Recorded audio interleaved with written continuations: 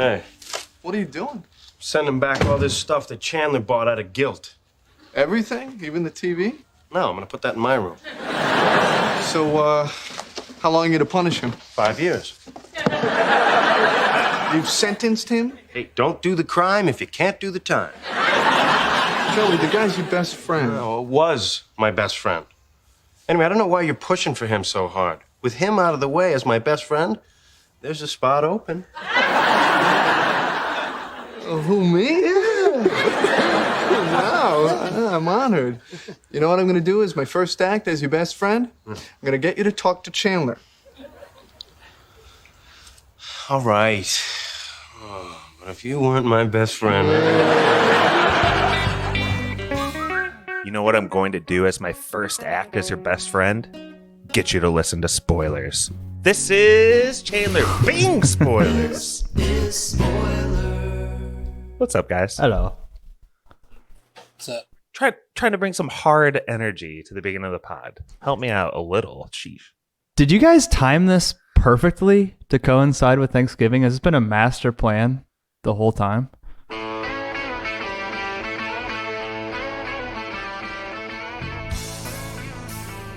Thanksgiving came up so quickly for me this year. I don't know about you guys. It was kind of ridiculous. That has to do with my opening question, actually. You heard his voice there. Pappy, just what are some of your plans you got here for Thanksgiving? Don't have to give everything away. Don't have to give too personal, but what would you tell the listener? What are you generally up to this Thanksgiving? Thanksgiving. Thanksgiving, my favorite holiday. I like it because it's kind of the kickoff of Christmas season. Less pressure than Christmas. You got a 4-day weekend usually, so I rock with that. Yeah, taking Wednesday afternoon off. Got to go hang out with my parents on Thanksgiving, and then watch some football and get a Christmas tree. So very exciting. I do think that your recording is probably fine, but you sound really bad. You sound really bad for us. Yeah, it sounds really bad. But we'll just keep marching on here, Brett. That was a great answer that we partially heard from Pappy, but what are you up to for Thanksgiving? Wait. Can you hear me now? It sounds pretty bad, actually. Why don't you just give Brett a berth to give his answer here about Thanksgiving, Pappy? So, Thanksgiving, we're hosting Brittany's family. Well, the rest of them. And I'll probably be watching the Packers get their butts kicked by the Lions, which is amazing. Other than that, I'm off Friday. That's it. I got a 4-day weekend, so not too bad. This is Josh from Goshen. Yeah, just a lot of family hangouts. We'll have some family hanging with us, like staying with us for 3 or 4 days, which is cool. I feel like it's going to be a good Thanksgiving. Nothing too flashy about it, which I love. Just like a nice, cozy Thanksgiving with family. One bad thing is I think my dad has COVID. It's like 4th or 5th day is going to be Thanksgiving Day. So like we're still trying to figure out how to deal with that. But is Brother Jordan staying with you? Brother Jordan, I don't know what's going on with him yet. This has all just come to fruition like today. So pretty fresh. I don't know if this is probably like against like HIPAA laws to even talk about this. I don't know. Anyway. Talk about what? My dad's sickness, what day he's on. I don't know. He's a private citizen. Airing out. That's not HIPAA laws, though. I mean, that might be Papa laws. This episode of Friends has a lot of Papa laws in it, don't you think, Brett? Let's get into it a little bit. We start here off with an opening tag, which brings us right into the action, right? It reminds us Joey's not too happy with Chandler, is he? No, and this has one of the funniest bits of the show. Hello? Look, I never should have kissed your girlfriend, and I'm...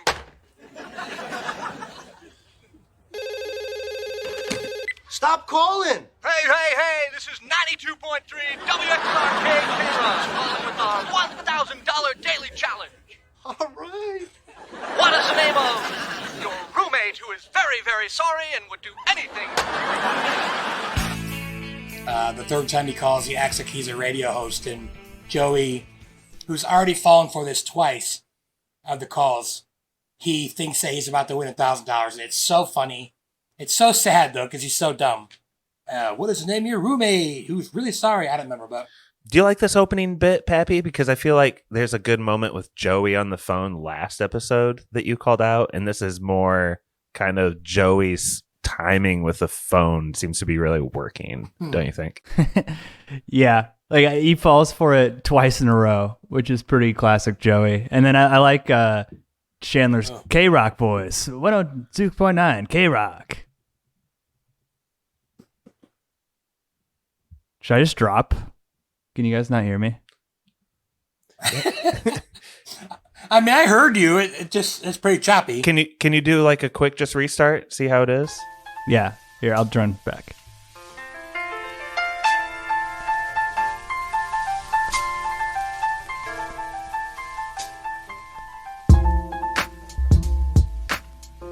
How's that? That's better. Ooh, Fuck. Sorry, boys. what's going on? I don't know. As soon as I hit record, it started being all fucky. Ooh, this does sound good. Yeah. Well, if this sounds okay, I never That's- stopped hitting record. So sorry, I threw off the. I feel bad. You never stopped hitting record? No, it's still recording. How is that possible? I good. thought you restarted Yeah, your 'cause- computer. No, I turned off my internet. Turn that back on. Okay, well, we haven't stopped recording too, so this will be, I don't know, probably a shit burglar to put together, but we'll Sorry, see. boys. No, it's okay. It's okay. What I was just getting at was we got out of the end tag and we're into the theme song. I've been making a big deal about it, but do you guys have any notes here? Or do you want me to just press skip? Like, what are you guys thinking? I skipped this time. I apologize. I mean, I'm sorry that I'm not sorry, I guess. I watched it all the way through again.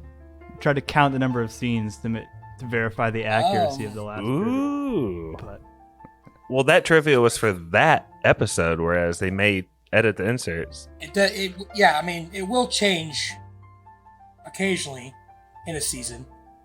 Like when Monica does the shiver at the end, that becomes one of the clips at some point.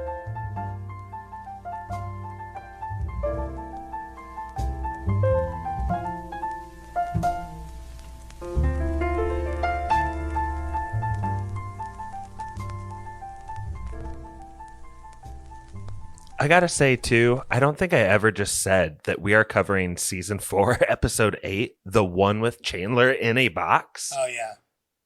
I hope you know that title already, folks, because that's such a classic episode. And we get in here after the theme song, the one with Chandler in a box. We're going to build our way to the box at the very end. But I think it's important to note, you teased this last time, Brett, but this is a Thanksgiving Friends episode. And there's some Thanksgiving stuff around the, quote, meat of the episode. But Turkey. I gotta say, it's just a good episode, Thanksgiving aside or not, and it just happens to coincide with Thanksgiving. Yeah. Like, what's the No. magic here? What's the recipe for this being such good television? Just as to add on to what you're saying, like we were talking about it before, different shows had different episodes. Friends is known for their Thanksgiving episodes.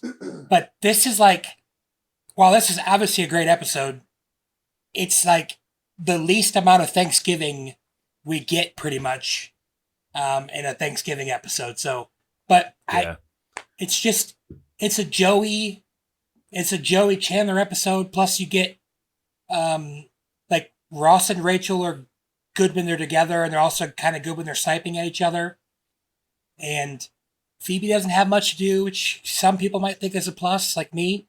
And then it's just, I don't know, it's just got all the classic elements. I mean, Chandler is pretty funny in this episode. So, Pappy, now that your internet's back, how do you feel about the Thanksgiving feels? How do they just hit you in this episode as we start getting into it? it's like it's a pretty tense Thanksgiving they have going on. It's a Friendsgiving, literally Friends Thanksgiving episode, like you said. But I feel like the group is not in sync, and the outside guests they bring give some people bad vibes with it. You know, there's a lot of tension, at least for the majority of this episode, right, amongst the Friends crew. Let's get into that tension, because I think that serves as basically the A, B, and C plots as we move along.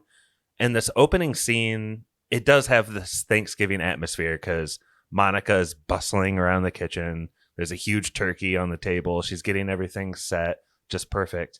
And all of a sudden, she opens the fridge and a piece of ice explodes and like hits her in the face. It's an inciting incident, right, Brett? What does this lead to? Yeah, so I don't remember. I cannot remember if What happens with the ice, actually? How does she get hit with ice? an ice Good chip question. scrapes her cornea. I don't know. I don't even remember. Does she break the ice or? I think I you don't get. remember. I get the impression she's hustling around the kitchen so much. She's kind of tossing egg beaters, spoons, ice, and something just an ice shard, as far as she knows, bounced up and hit her right in the center of the eye. Is that about right? Yeah, I'd say that pretty much sums it up. Hate when that happens. Yeah, oh yeah. So anyway, yeah, Brett, what does this all lead to? There's a whole chain of events. So her eye really hurts really bad, and they're like, "You need to go see an eye doctor." And she's like, "I can't. Richard's my eye doctor," and Richard is Tom Selleck, Richard Burke, who was her longtime boyfriend. Again, I was gonna say I can't remember if they break up in season 2 or 3, but she has to go. But they call and they find out that he's on vacation, and she could see the on-call doctor. So she's like, "Yes, I will see him." Like Phoebe calling on behalf of Monica's eye. That's pretty funny. She made me laugh at one point later on. I can't remember exactly what it was, but pretty good. What did you want to say, Brett? Because not that we have to cover the whole thing, but I don't want you to hold back either. Oh no, just like so she goes and they're like, "Oh, Dr. Burke will see you soon." She's like, "No, I'm supposed to see the on-call doctor," and they're like, "Oh yeah, that's his son." So of course, spoiler alert, he's a hottie. So Oh yeah. I mean, he looks like what's the opposite of looking like your father? Because that's what he looks like. He couldn't look less like, as a white guy, he couldn't look less like Tom Selleck. So I guess they just got a handsome guy and we're like, oh, this is Tom Selleck's son. So yeah, and he's really nice. He's a good doctor. They have a little chemistry. They talk about Richard and it gets weird, but not as weird as they thought it could be. And his girlfriend dumped him, so she invites him to Thanksgiving. A couple other things I like about this opening scene is that we get a little bit of hints or seeds or little reminders of other bigger plot points going on. Monica and Phoebe's business is just mentioned briefly. And at the beginning of this episode, Ross and Rachel are kind of like at it again. Yeah. And like me rewatching this movie or me rewatching this episode and anyone ever watching it for like the first time, both of those seeds have like equal room to kind of grow in this episode. So it's kind of cool that like they're both there. You're left to wonder for one and the other one kind of like goes full force, but probably wouldn't be the one you'd expect to go full force, to be honest, which is pretty kind of like a serious moment at the end, but we'll get to that. But speaking of serious moments, there's another one here at the beginning of the episode, or at least in the first act, because Ross confronts Joey about like, hey, I really think you should give Chandler a chance and at least talk to him. And maybe I'm leaning too hard into this, but Pappy, I really loved when like Ross gets serious, and that opening teaser I had for this whole episode is based on this Ross quote of like, Love it. hey, I'm honored to be your best friend, but talk to Chandler. And it gets serious quick. And it works for me at least.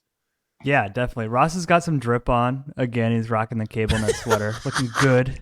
Dude, this you episode. love Ross's clothes. What's he wearing? Cable net sweater. I don't know, just looks good. Also, I noticed this time after you guys pointed it out on the little Etch-a-Sketch board, it's Chandler written "I'm sorry" like a million times. But yeah, A lot, yeah. and I like how there's like Hey, Chandler. you guys and didn't Joe- count how many times that's written, did you? Shit. No. Oh, I saw it on the trivia, but I don't remember what it is. Just go ahead. Pat, Why? Sorry. Well, I like how it's like, I don't know, within this group of friends, Joey and Chandler are best friends, and Ross is okay with that. And even to the point where he's like, no, you need to talk to your best friend, like you guys need to stay cool. It's important to you. I think it works too. For as goofy and aloof as Ross can be, I don't know. He's really standing up to Joey here. I like that. I will say, Chandler, you got to go someplace else other than the Central Perk to make Oh, out I with know, Cassie. I know. Like, anywhere else. I can't believe he pulls that. Also, I think Gunther coming in hot that's a really funny line. That's a good joke. That's a really good joke. I thought you were Chandler is like the ultimate diss. And then he goes, well, one of you's over there. Rest in peace, Gunther. He's got no time for the men of the Friends group. That's for sure. I didn't see it, but apparently there's a potato in whatever he's cooking or cleaning or something. And it's apparently really sticks out, but I don't have the episode on, so. Classic coffee shop mashed potatoes on Thanksgiving. Traditional. Yes, for sure. I think we're moving into Act 2 here. We get a quick little scene of Monica and Richard's son in the eye office, kind of gaining momentum in their relationship. There's some sparks flying. There's not too much substance here, but the scene I wanted to dig into a little bit because I think it's cool and it's hitting that Joey zone we've talked about before, Brett. But Chandler comes back to the apartment and Joey's moving out. So, yeah, again, as Pap said, like, that's the worst place to be canoodling in public. It's like Joey goes to act the apartment building and Central Perk. Like, you're going to run into him. And since Joey's, like, almost never working. Anyway, so, yeah, he's going to go stay at his mom's for a few days or whatever until he can get an apartment, a new place. And Chandler's, like, just devastated and I can't remember exactly what they're arguing about, but and then he said, what I was thinking when I was stuck in that TV box when I got all the stuff stolen about how much I let you down. And Chandler's like, I would stay in a box if I could to prove to you how much I want your friendship. And Joey's like, gets the big classic Joey eyes and he goes, we got a box. And then you look at the big box that had the foosball table in it. And first of all, Josh, tell everyone why if you play foosball with spins, you're a loser. Whoa. That has nothing to do with the plot of Friends.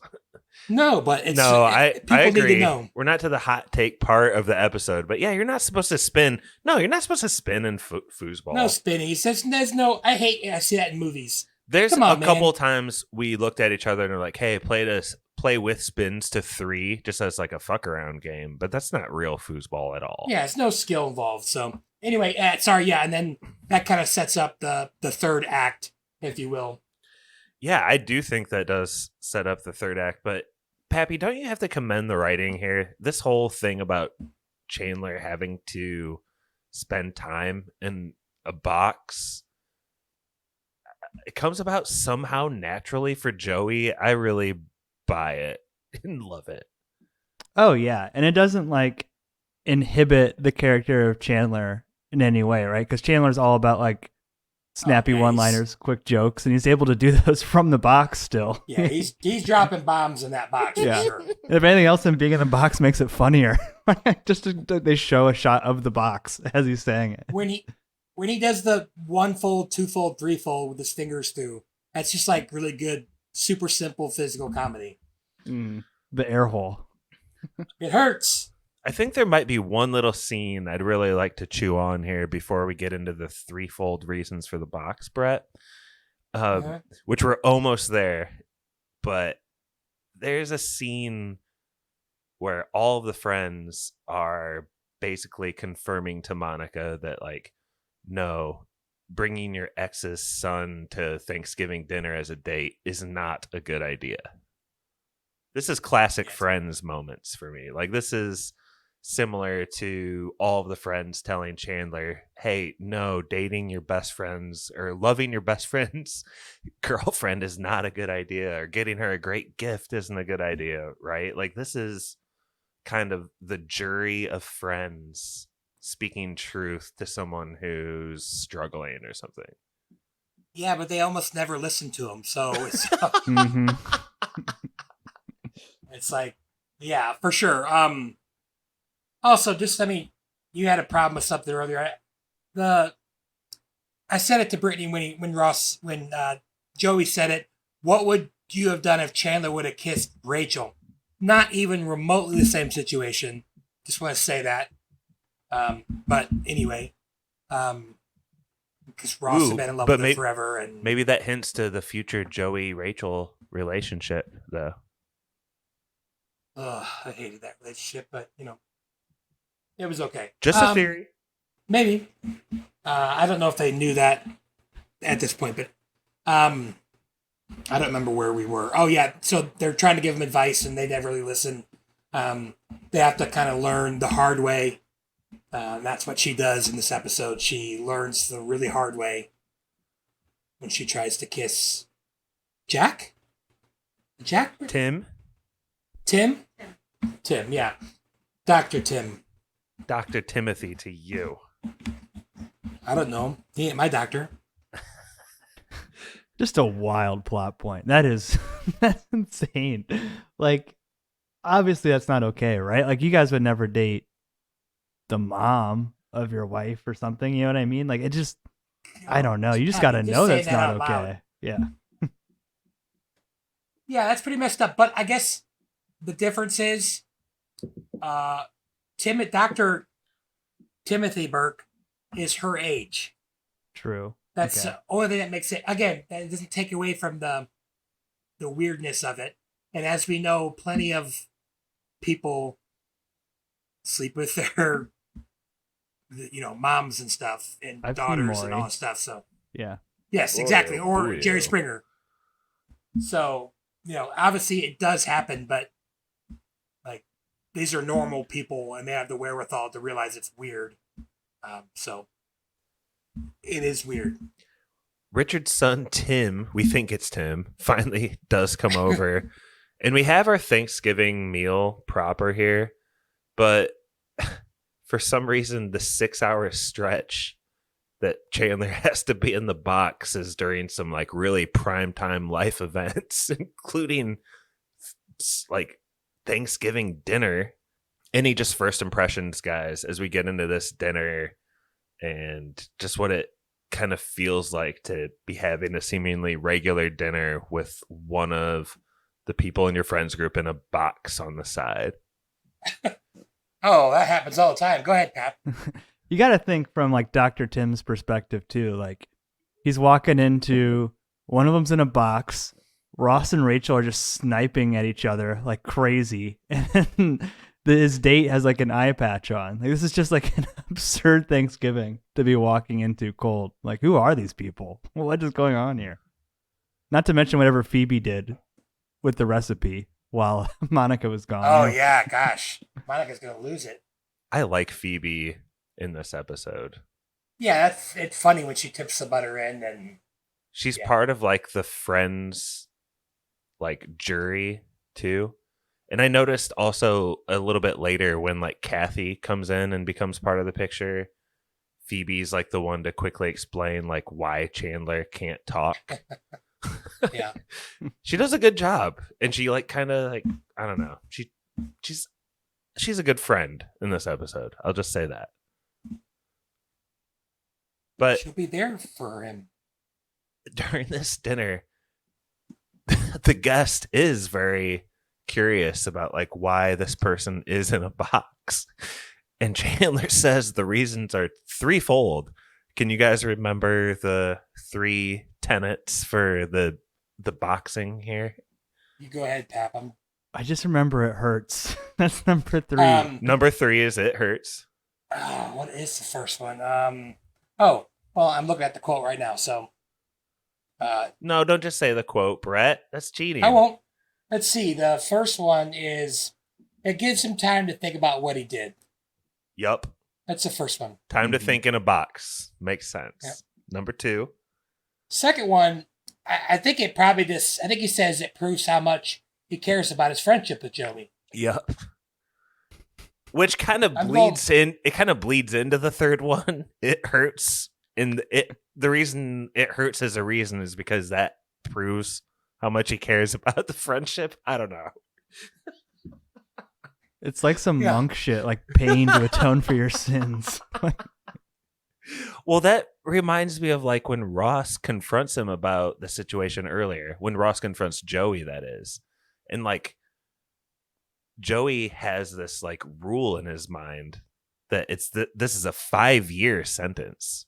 Not in a box, but like a friendship sentence of 5 years of not being friends, I guess, right, Brett? Josh, if you can't do it, don't do the crime if you can't do the time. I guess, but where did this rule come from? Is this like an old Italian proverb or something? It's like everyone knows 5 years. You kiss your girlfriend, 5 years. Yeah, I guess. I that really never comes up again, so I don't really know. Yeah, luckily they find this middle way, which is the box, right? Yep. We talked about some of the jokes that Chandler has. I laughed so hard at the fake out knock. And he does from the box. That's good. Yeah. I don't know. And maybe we'll play a quote from one of the other jokes. But Brett, the jokes are funny, but what makes them so great is they lead to another serious moment, right? Because it's not right that Chandler's just in here having a great time. Oh, I'll get it. Gotcha. That doesn't sound like thinking to me. Sorry. You know, I don't think you should be talking at all in there. I think you got too much thinking to do to be talking and making jokes. Okay, you got it. Ross, could you pass me the yams? Sure. Oh, and Joey's got the mashed potatoes if you want to exchange them. Will you stop? What is the matter with you? Oh, we've got company. There's nothing the matter with me. See, I'm not completely devoid of sentiment. See, I have feelings. Okay, fine.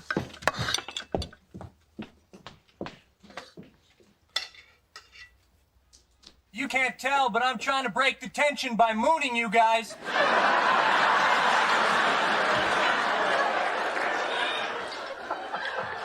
All right, look.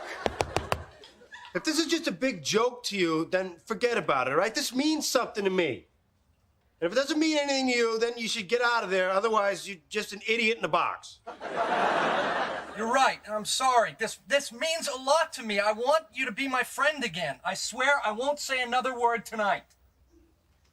So you're gonna start taking this thing seriously? Absolutely. That sounds like another word to me. Are you gonna take this seriously? Okay. What's brilliant is that the jokes themselves lead to the plot furthering. You know what I mean? I think so.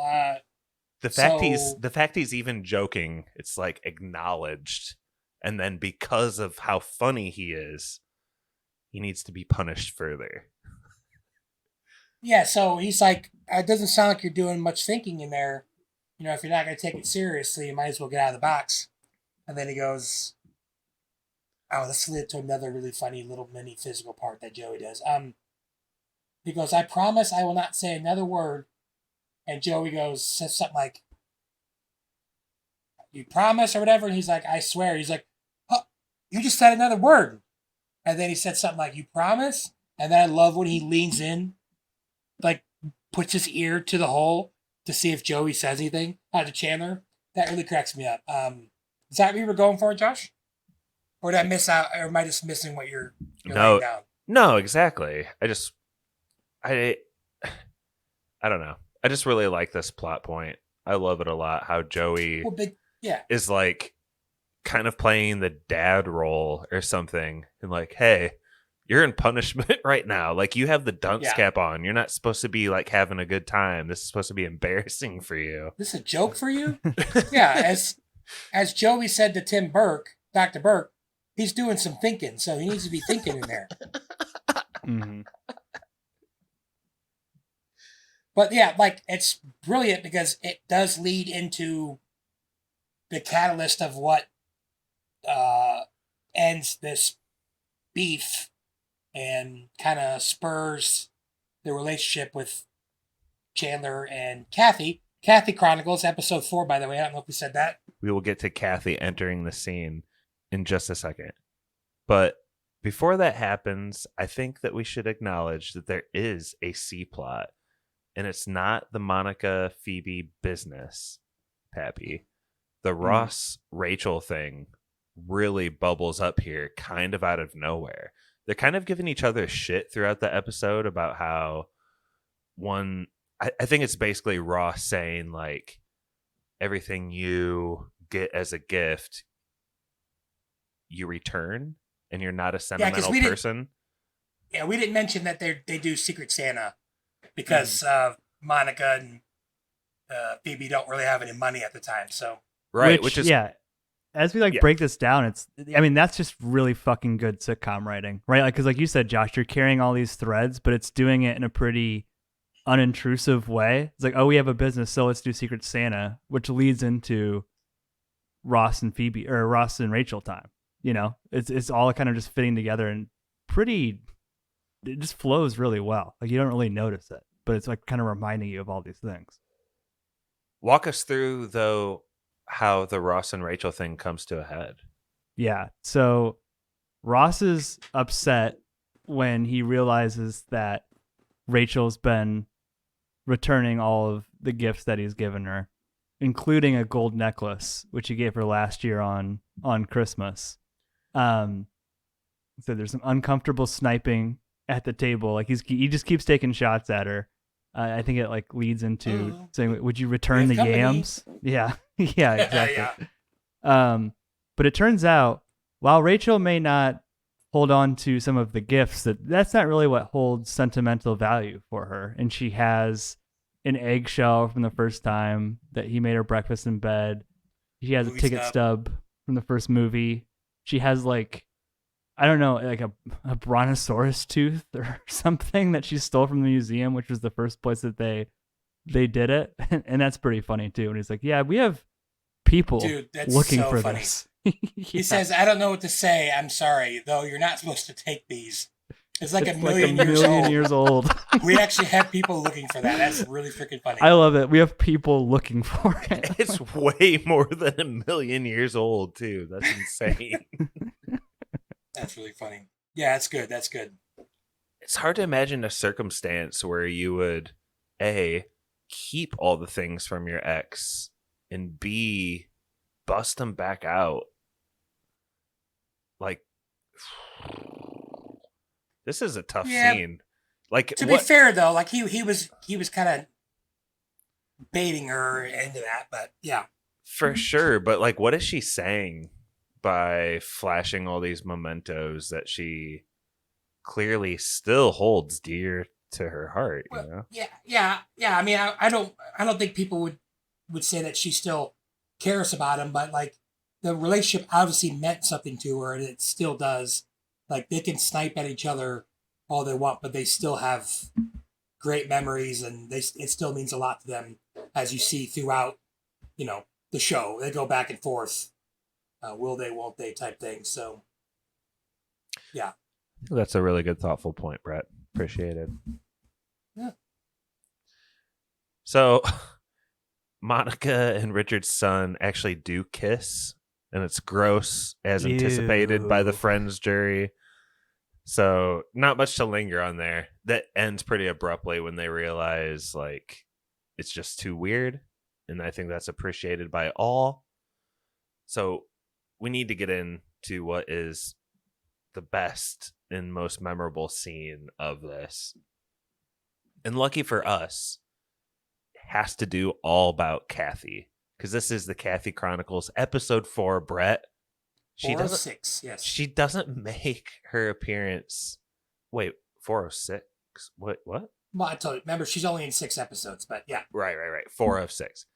She doesn't make her appearance in this episode until the 3rd act, but it's still an epic. Remember, they're kissing in Central Park. Remember? True. Totally true. I would just say this then. Her appearances in this episode are minimal compared to the previous 3 episodes, but very, very powerful, especially this scene. Get us into it, Pappy. Like, she just first knocks at the door, and the worst friend possible is there to answer it, right?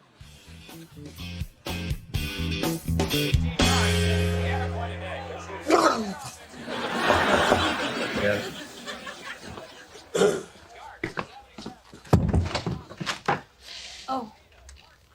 Hey. Hey. Listen, I want you to know how sorry I am. It's okay. Chandler's when I'm mad at. Well, I'm still sorry. Is he here? In the box.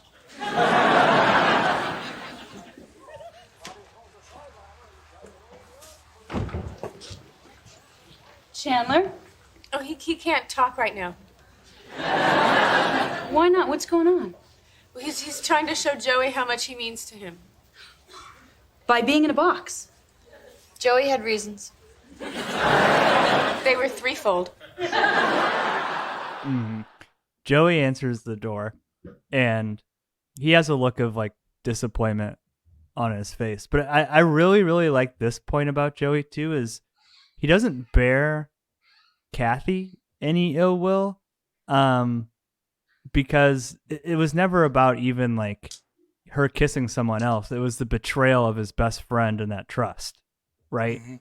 And so, he's not mad at her at all, but Chandler is able to win him back with the way he handles the situation in the box. But I think you're saying it's just really fucking good writing. Like, it really is. Like, it's the perfect way for him to show that he cares more about Joey than this.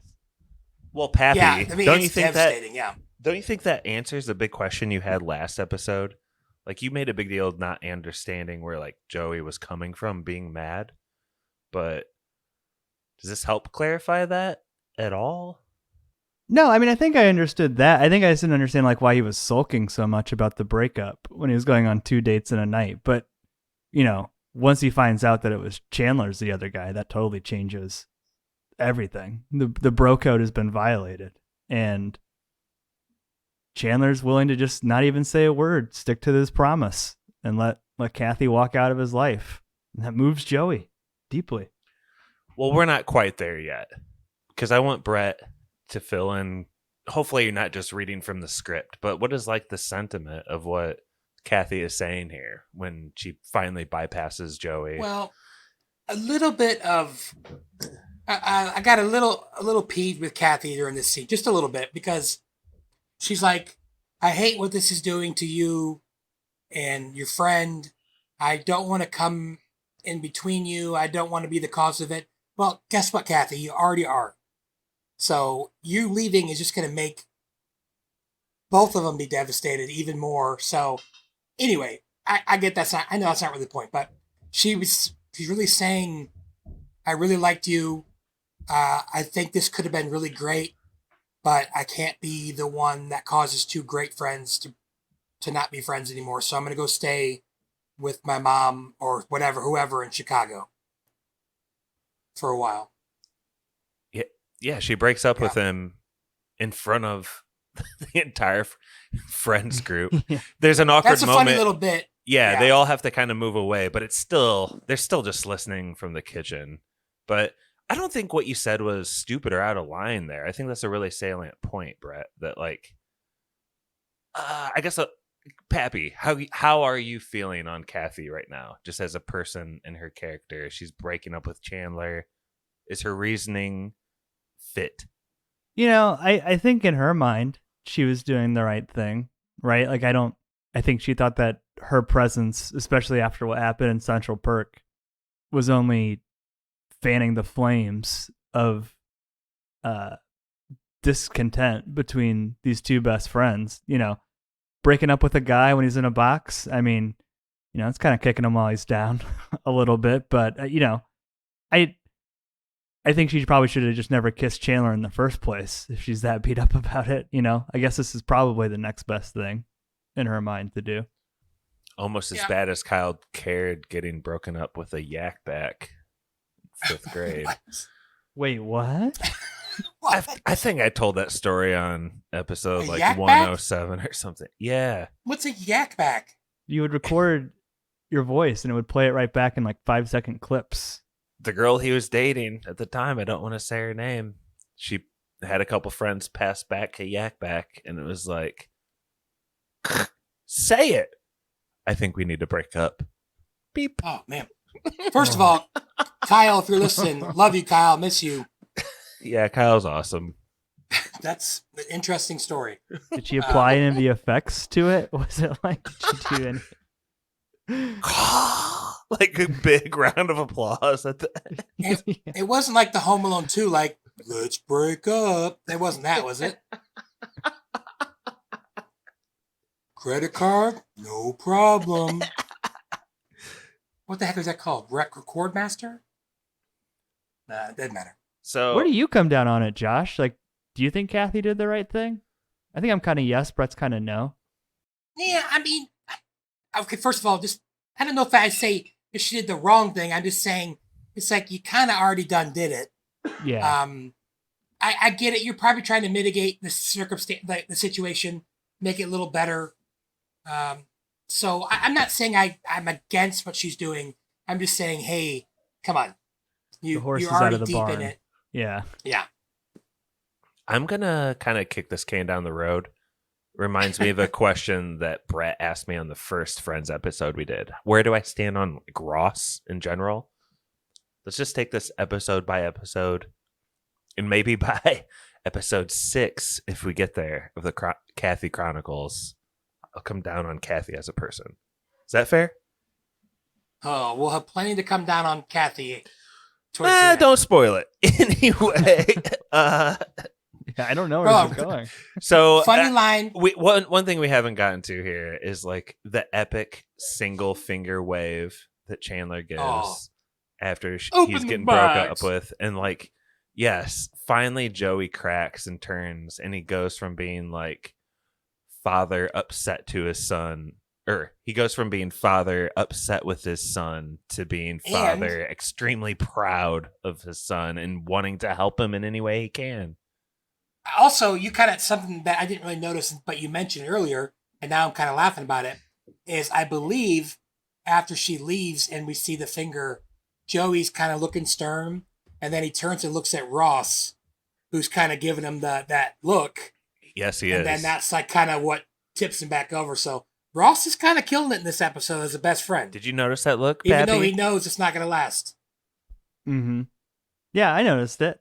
I also noticed all the looks that Joey was giving the box every time Chandler made a joke too. Like, yeah, there's a lot kind of happening in the background. Open the box.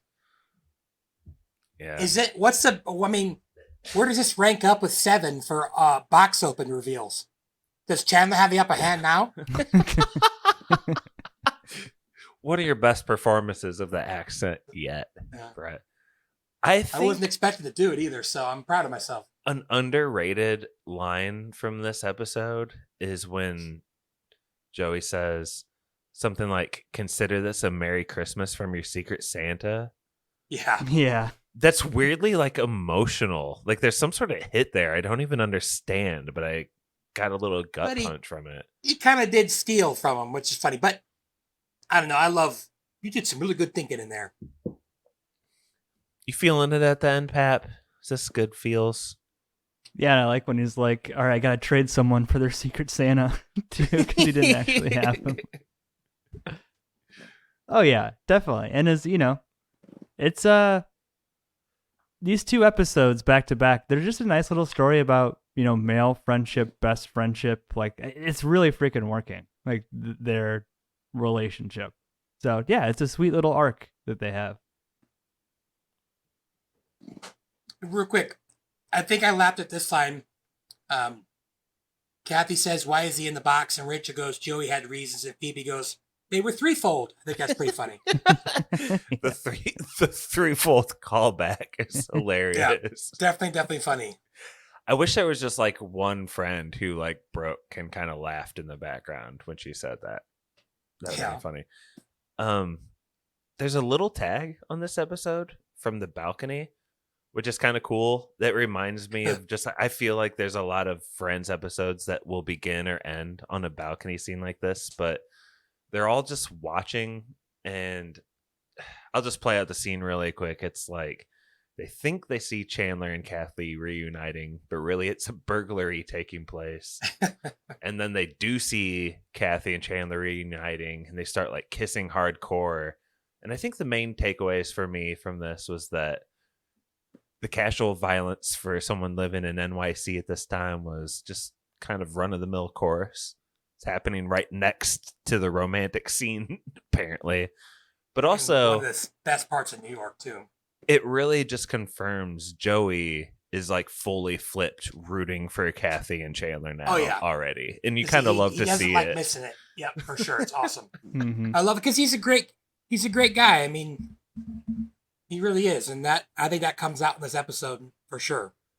He has his principles and he's righteous, but he's a good guy.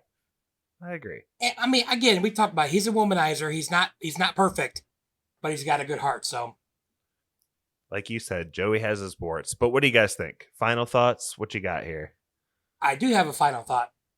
Can I just say that I just wanted to say on spoilers, we typically do a spoiler at the beginning of the episode, an opening question, plot outline, final thoughts, yes or no, trivia, toss it to Spoiler Man.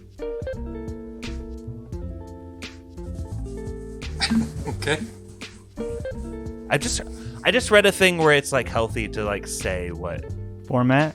Yeah. It's healthy to talk about your format. I just read like an article. Only took us like 450 episodes, 490 episodes. I'm trying to like what we're doing. I'm trying to organically work that into the pod. Hey, right now. Is it working? It's okay. I don't know. You can evolve. You can evolve. There's nothing wrong with that. That's like the All least right. organic thing I've ever done on the pod, but I Hold don't up, want to Brent. edit it. So Let me give you the outline of the episode. Yes. Oh, we gotta hurry up. My headphone batteries are dying.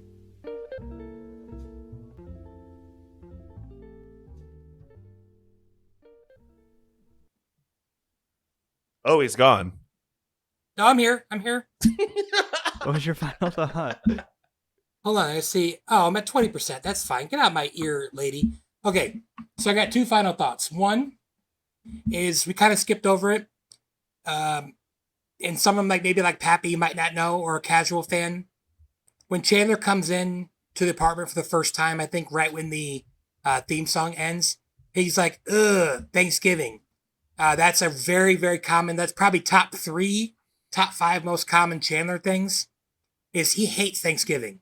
And you find out later, either later or earlier, but the people who watch Friends know the classic line, "More turkey, Mr. Chandler." So, yes, he hates Thanksgiving. He never eats turkey. They always make him like a chicken or mac and cheese or something. So, finally, second thought, and I know Josh would maybe touch on this later, but I've gotten some really positive feedback about these shows. And Pappy, I got to tell you, one of the people just raved about you being on their last episode and loved it. So they loved it as much. They loved it as much as we love it. So Well, wait till you hear my Wi-Fi brother going out. They're gonna love me now. And my brother said the same thing. Like he likes the fact that like Josh and I are like the more seasoned friends, and you're kind of learning as like you've watched some, but you haven't watched a ton, and it's a really nice format, I think, to toot Josh's horn for getting you on here. So that's all I got. But Pulling I'm some loving that people are strings. loving these episodes. Getting these like bonus episodes out. Loving it. Pretty fun. Yeah. very fun doing this the week of Thanksgiving too. The one final thought that I had, Josh and Brett, I don't know if you guys noticed this. I don't know how often you can like see him breaking, but I never noticed this kind of thing. But when Ross says to Rachel, it's like a million years old, like Monica like is totally like stifling back a laugh. And I don't know why that makes it so much funnier to me. Like she turns her head really quick and you can see like her smiling and like fighting it back. Like, I don't know. It's just a really good, a good line. Yeah, I'll have to watch that. It's funny. Yeah. As per usual, we're not just going to do a yes or no as typical on spoilers. We're going to do a yes or no plus a friend's letter grade. Brett and I have kind of defined this as like, you're not rating it as a TV show versus all other TV shows of all time. It's kind of like within the Friends universe, I think, where it stands. But Brett, do you want to go first? Kind of set the tone here for this Thanksgiving episode. This is tricky. Obviously this is a yes, but this is tricky because this is a great episode. But like I know there's like and this is like a really solid A, like maybe even like a high A. It's got a lot of good stuff. It's got the sentimental stuff.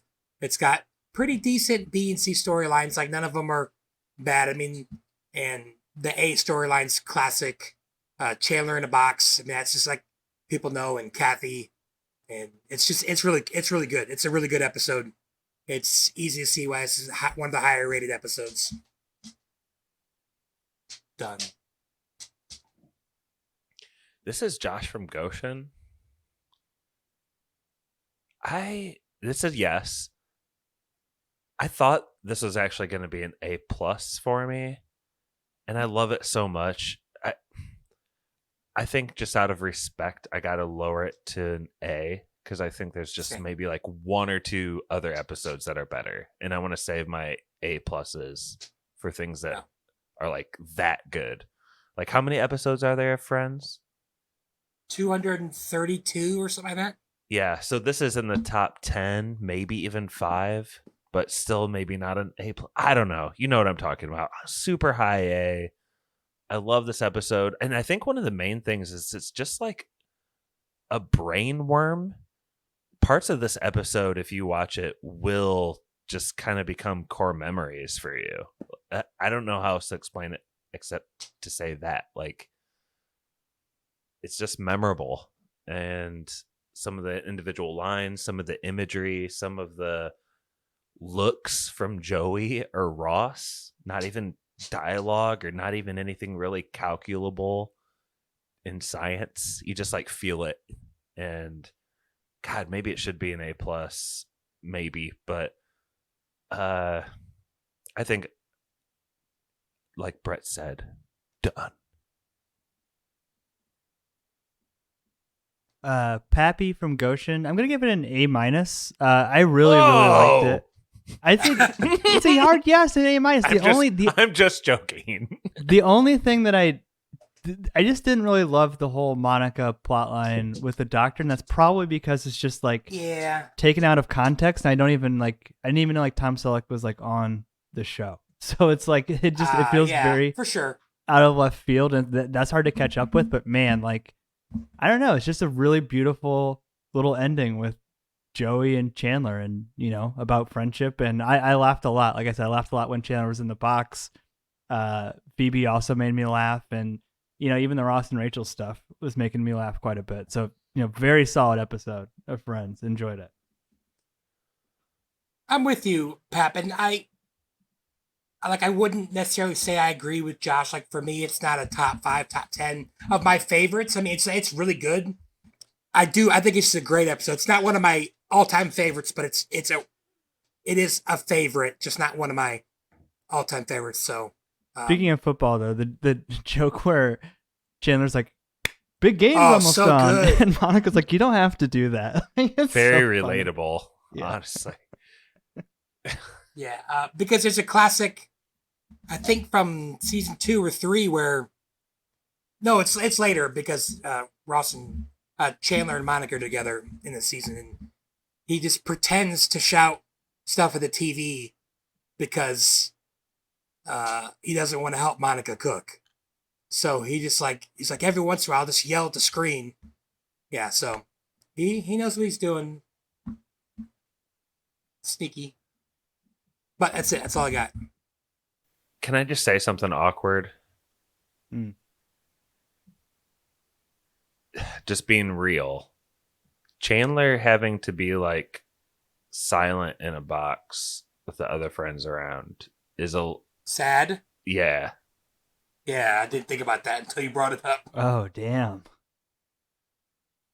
There's something in that. I don't want to dig deeper than that.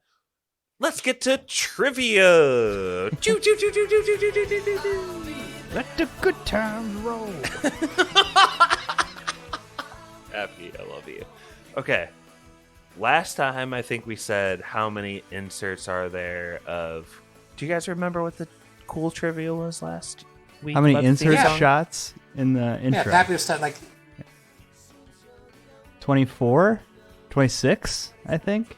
Brett and I were Yeah. both right around it. I guessed 30, I thought, and you guessed 24, and the answer was 26? Yeah, it was crazily close. We have another theme song trivia tonight. All right.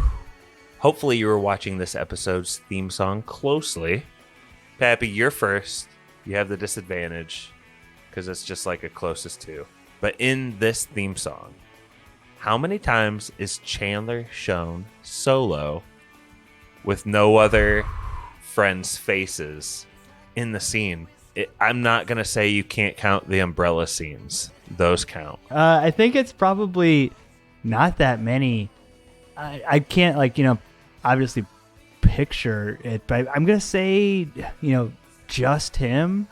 There might be like a couple extra close-ups of him by the fountain because I feel like they kind of get some like individual close-ups. I'm going to say 4 or 5. I'll say 5. But My first guess was going to be 3, and then I decided I was going to go 7, so I would go 6. There's probably no way there's that many, but I'll go 6.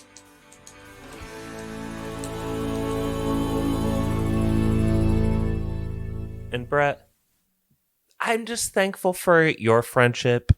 And Pappy, I'm thankful for your friendship. aw, I'm thankful for I you hope guys that too.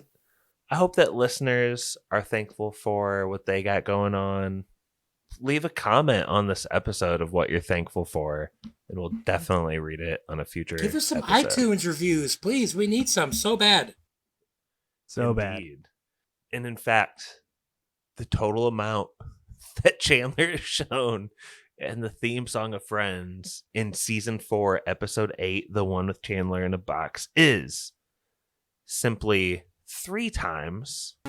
Eight. Pappy, Nice job, Pap. you earned a hot take and a toss out to spoilers. But before we do that, speaking of things we're thankful for, I want to read a couple of Austin's comments that he's left on Friends episodes so far, okay? Yeah. So the first one we put out, which was season 4, episode 5, the one with Chandler's new girlfriend, Austin said, really enjoyed this new type of episode format. R.I.P. Matthew Perry. Love the great episode. Thank you. Thanks, Definitely appreciate that. The next one we put out, he said, if I were to recommend this pod to someone, I'd probably tell them to listen to the Collector episode first. The mecca of spoilers, in my opinion. That is a good one. And then he said, Brett, I hope you love this. He said, Brett singing on the pod should be a staple. He should even do a cover of the spoilers theme with the little look eyes emoji. Is that something maybe we could pull out at the end of I this? don't know. I don't want to step on the rutabaga. Come on. Josh Hensley that'd is be pretty ready good. for this.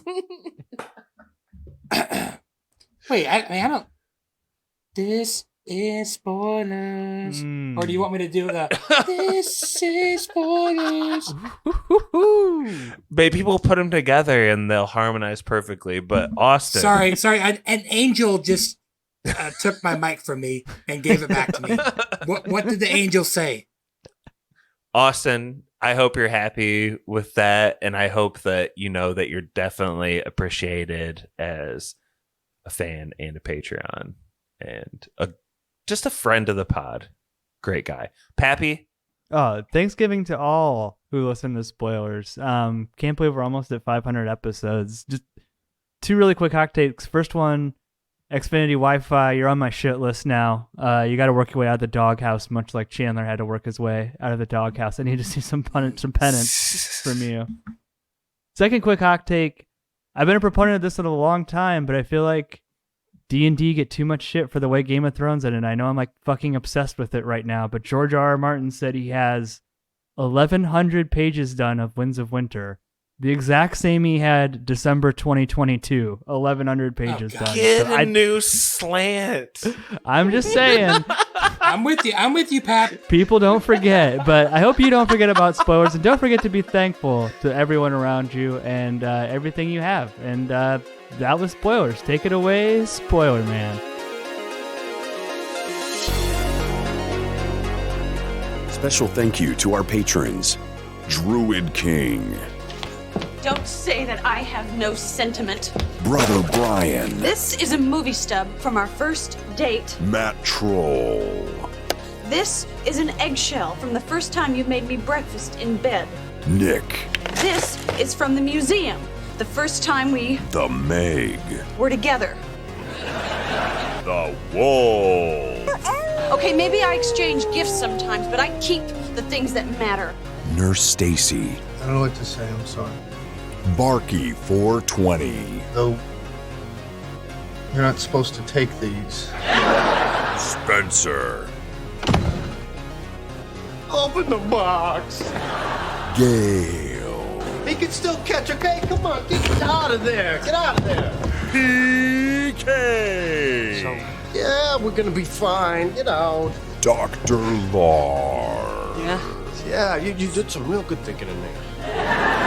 Swole,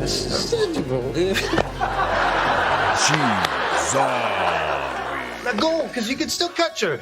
And Merry Christmas from your Secret Santa. Sebastian, All right, who got Chandler? Because I need to trade. Stone Cold Austin, He's taking her purse.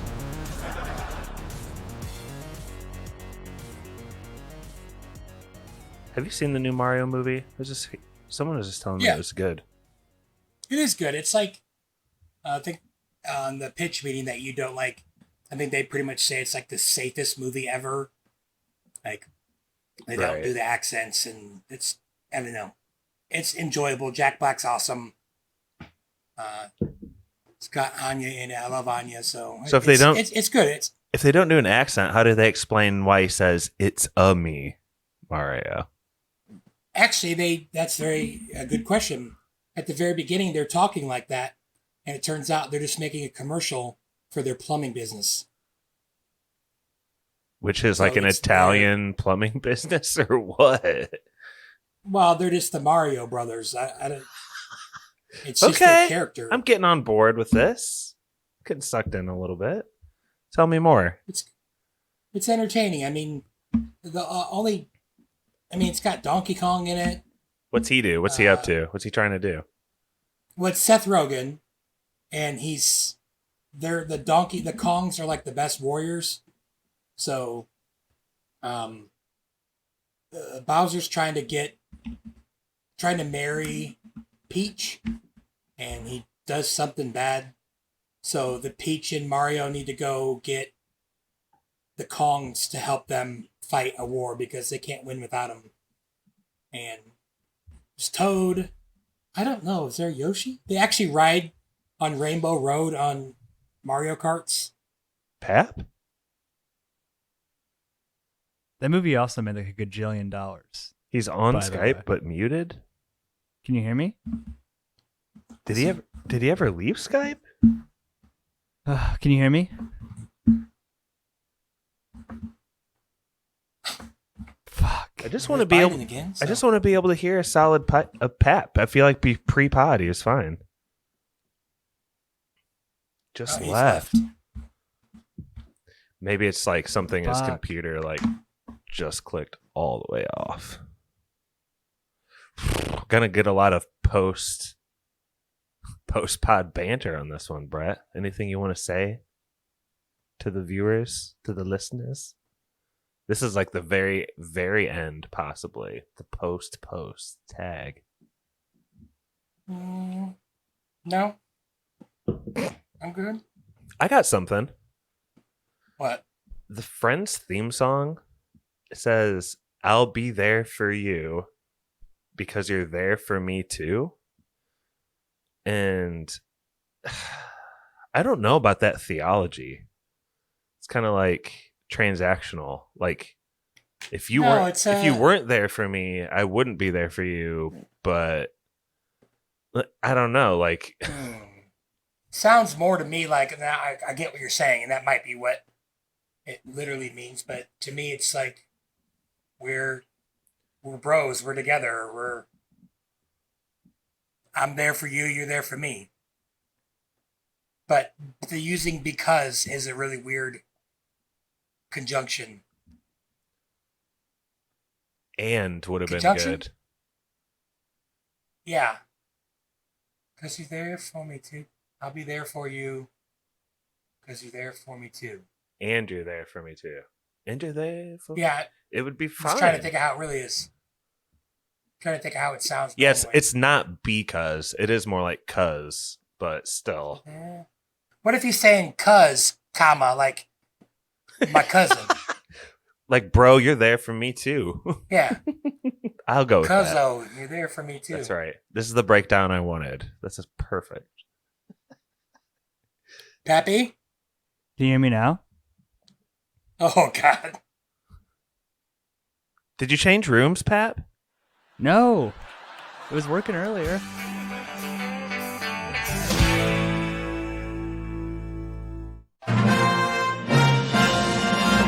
This is spoilers. That was spoilers.